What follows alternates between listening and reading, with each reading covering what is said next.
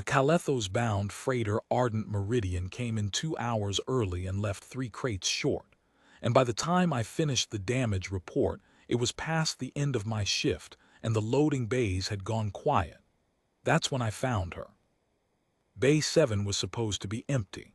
The previous consignment, agricultural concentrates, Vethian-bound, had cleared customs 6 hours before, and the bay was logged as swept and sealed. I came in to pull a pressure gauge that'd been reading false all week, and there was a child sitting against the far wall with her knees drawn up to her chest and a small cloth bundle in her lap. She had gray skin, not the ashen pale of a Thessid, but a soft, warm gray, like river stone after rain. Her ears came to delicate points. Her eyes were too large for her face in the way of very young things that haven't grown into themselves yet, and they caught the overhead light and held it. She didn't run. She watched me the way a person watches when they've decided that if something bad is going to happen, they'd rather see it coming. I crouched down, not because I'd read a manual on it, because she was small and the bay was large and I didn't want to be one more large thing standing over her. "Hey," I said. She said nothing. "I'm male, I work here."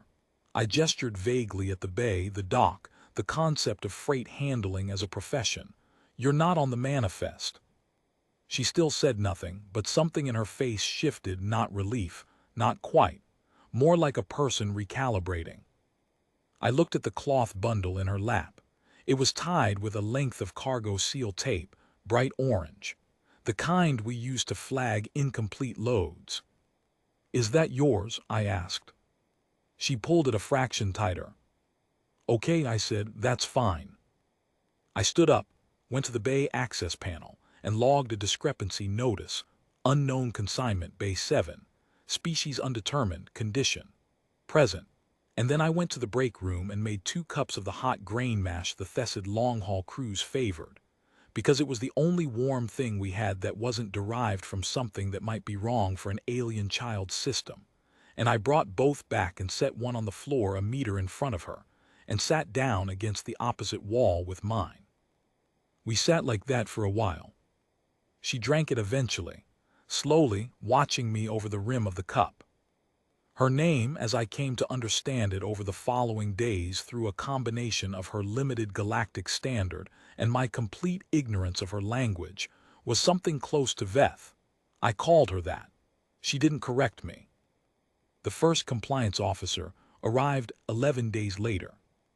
His name was Assessor Orvath, and he was Sorvathi, long-limbed, pale amber coloring, the kind of bureaucratic precision in his movements that suggests a species that evolved record-keeping before agriculture. He had a tablet and a case file, and the expression of a person who has resolved a great many problems by explaining them in sufficient detail. "You logged an unmanifested minor," he said. "Correct. She is a ward of the Continuance Registry, classification pending. I'm here to transfer her to the Regional Palliative Assessment Facility on Davith Station." He said this the way you'd say you were here to collect a returned part. "I'd need to see the chain of custody," I said. "The discrepancy notice I filed is the originating document. No custody transfer is valid without a countersigned resolution of the originating document.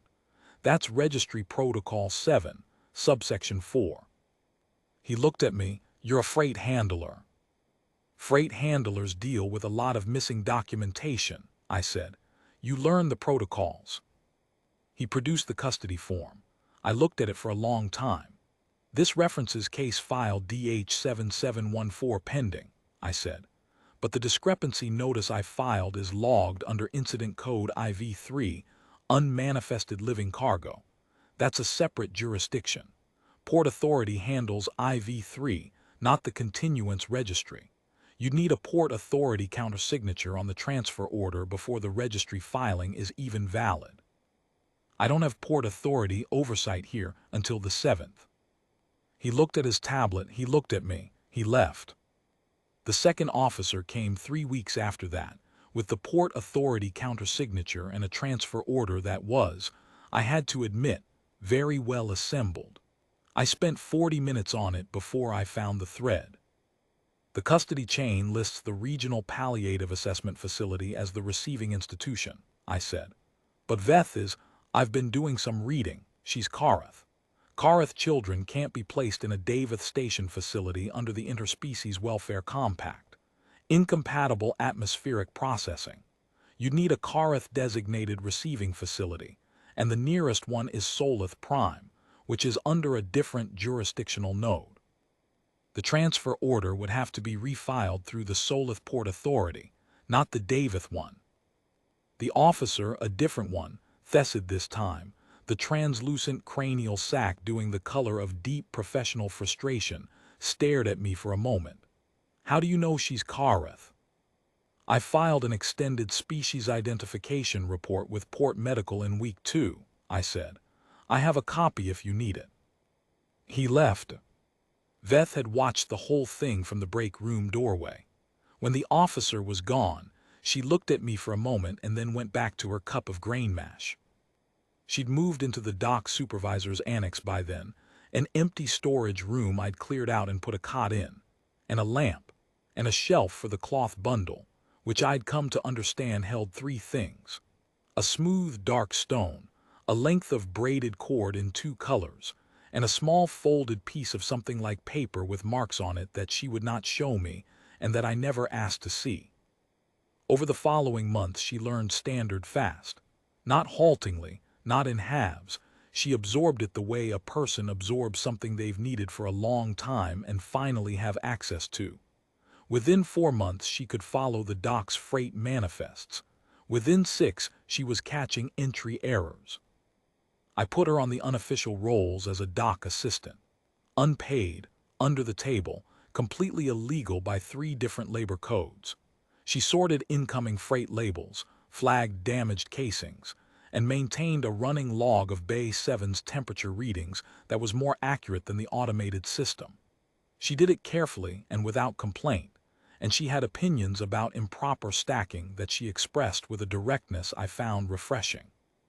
The 3rd officer came 8 months in.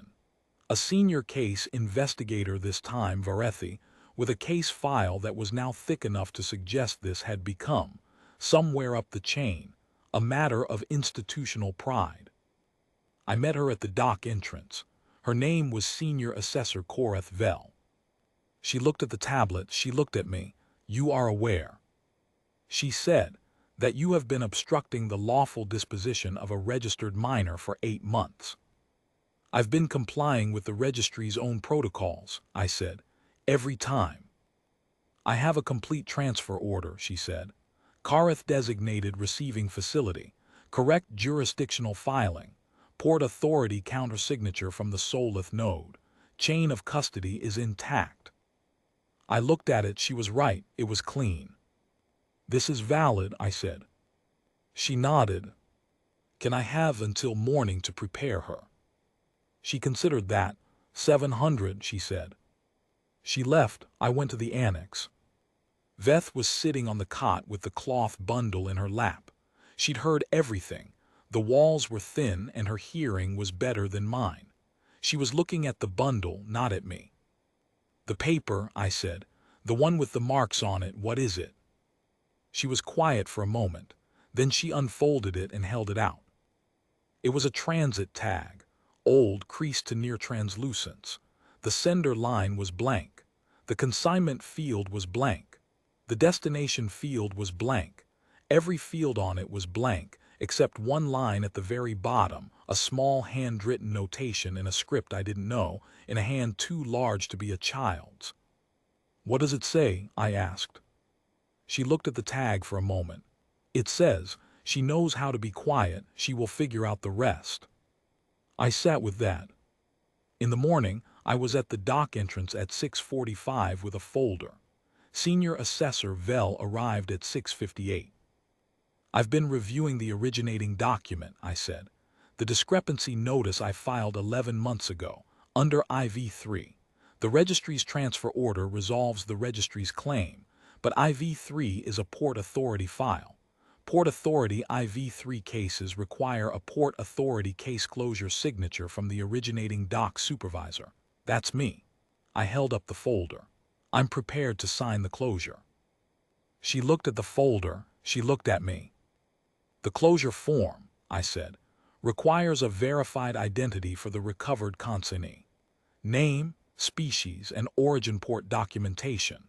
If the case closes with the consignee identity still listed as unknown, the dock supervisor can be held liable for the incomplete filing for up to 40 years under the Freight Accountability Act.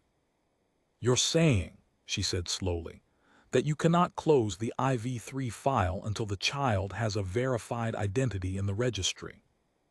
I'm saying the form requires it, I said. It's a port authority form. Registry protocols don't supersede it. She stood very still. I'm prepared to wait, I said, while you contact the registry's Kareth division to process a standard identity verification. Once she's in the system with a full entry, name, origin port, species classification, I can sign the IV3 closure, which will allow your transfer order to execute. Shouldn't take more than a few weeks. Senior Assessor Vel looked at me for a long time. Then she made a note on her tablet and left without another word. The identity verification took 6 weeks, then another 3 for the origin port documentation, then another 4 for the species classification to propagate through the correct administrative nodes. The transfer order had a validity window of 90 days. By the time Veth's registry entry was complete and I signed the IV3 closure, the window had lapsed. They sent a new transfer order. I found a different problem with it. By the time she was old enough that no transfer order applied to her, Veth had been on the unofficial rolls for 4 years, and the official rolls for 2.